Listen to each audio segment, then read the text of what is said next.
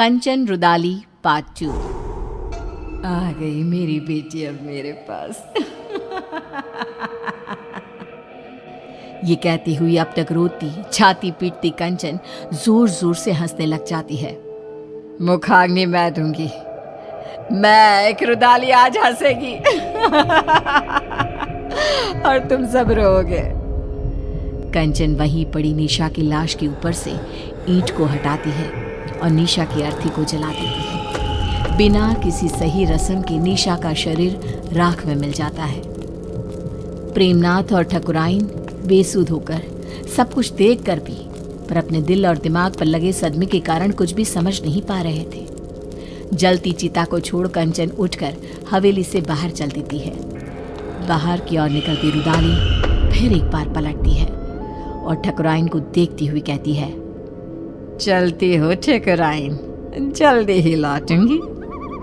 उसके बाहर कदम रखते ही पूरे गांव में मानो सैलाब उमड़ पड़ता है। बारिश तूफान रुकने का नाम ही नहीं लेते। चारों तरफ त्राहिमाम की स्थिति बन जाती है। इतनी गर्मी के मौसम में ऐसी बारिश, इसकी हर बूंद ऐसी है मानो किसी अपने के गम में फूट फूट कर रो रही हो। हाँ, तुम सही कहती हो रंभा।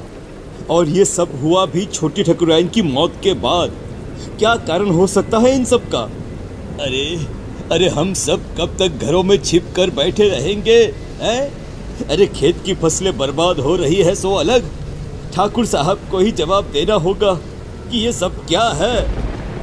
परेशान होकर सभी गांव वाले तूफानी बारिश में ठाकुर साहब के घर पहुंचते हैं, जहां वो लोग देखते हैं कि ठाकुर साहब की हालत बहुत नाजुक है।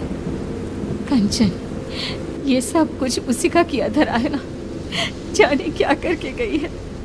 जैसे ही उसने हवेली से जाते वक्त कहा जल्द ही लौटती हूँ, तब से इनकी तबीयत बिगड़ते ऐसी हो गई है।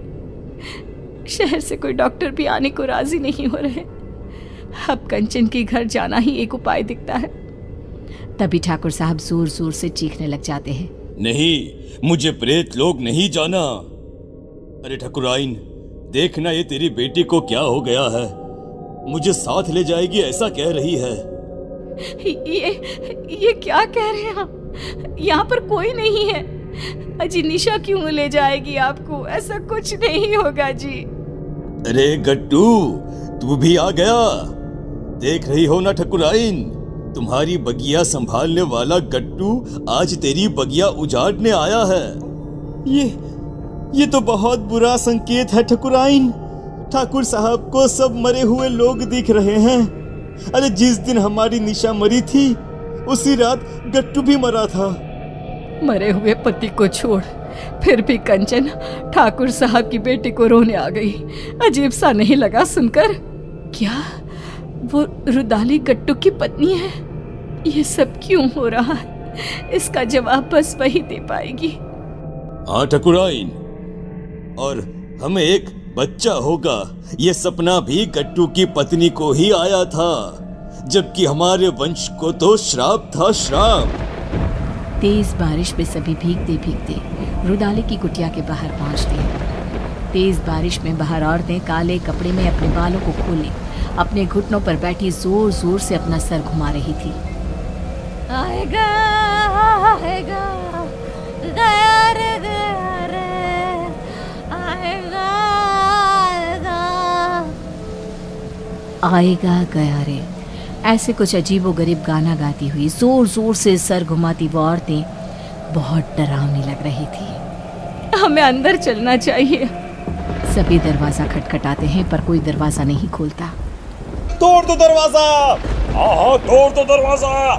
दरवाजा तोड़ दो। दरवाजा तोड़कर सभी अंदर आते हैं। सामने का दृश्य ऐसा भयावना कि कोई अपनी आंखों पर विश्वास नहीं कर पा रहा था। ये क्या? हे भगवान, ये कंचन कौन है? इसके घर से तो प्रेत लोग का रास्ता जाता है। कंचन उठकर आगे बढ़ती है और जाते हुए अंगारों को पार करती एक अजीब से चेहरे के राक्षस के पास पहुंचती है, जिसके हाथ में चाबुक था जिससे वो रूहों को सजा देता था। पूरा गांव आ गया है मालिक, अब सबकी बलि ले लो और निशा और मेरे पति को वापस उनके शरीर में भेज दो। दोनों आपके शरीर को संजो कर रखा है मैंने। ये निशा बिटिया का शरीर तो सबने जलते हुए देखा है, तो रुदाली के पास शरीर कैसे है? ये क्या राज है? रुदाली गट्टू और निशा के शरीर को सबके सामने रखती है और कहती है, निशा मेरी बेटी थी, मेरी इकलौती बच्ची, जिसे मेरे पति ने ठाकुर साहब को सौंप दिया था, क्योंकि आप कभी माँ नहीं बन सकती थी। बोली ठकुराइन, सच है ना ये?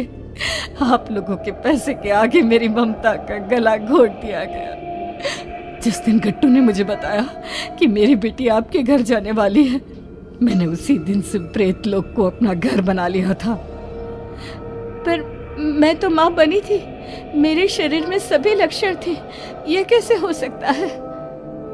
आपको एक दवाई दी जाती थी जिसके कारण आपका शरीर एक गर्भवती औरत की तरह बदलने लगा, और फिर मैंने आपके गर्भ में डाल दिया प्रेत का अंश, वो अंश जो मेरी बेटी को मुझे वापस पाने में मदद करता। पर तुम्हारे वंशहीन होने के श्राप ने उस गर्भ का नाश कर दिया। निशा तुम्हें सौंप दी गई, उसने मेरी कोख में ही सब तंत्र मंत्र सीख लिए थे, इसलिए उसे वही चीजें अपनी ओर खींचने लगी। अमावस के दिन उसकी वही शक्तियां उस पर हावी हो गई और वो चली गई सब कुछ छोड़कर। पर मैं उसे कैसे जाने देती? उसकी आत्मा को प्रेत लोक से उसके पिता ने बचा लिया और उसकी आत्मा उसके शरीर में आ गई। पर प्रेत सरकार बहुत क्रोधित हुई, इसीलिए आप सबकी आंखों में धूल झोंक कर मैंने एक पुतले को जलाया, ना कि मेरी बेटी को। अब उसी सरकार की मदद से मैं फिर से अपनी बेटी और पति को पालूंगी और उसके बदले ये पूरा गांव ने सौंप दूंगी। भागो भागो यहाँ से, भागो भागो भागो यहाँ से। हमें भी शरीर दिलवा देना कंचन, इन सब का शरीर तो है ही। हमें भी शरीर दिलवा देना कंचन, इन सब का शरीर तो है ही। आज कितने ही साल बीत गए, गांव अब आत्मा और प्रेतों के नाम से जाना जाता है। इतने मुर्दों में रह गई है जिंदा तो बस कंचन।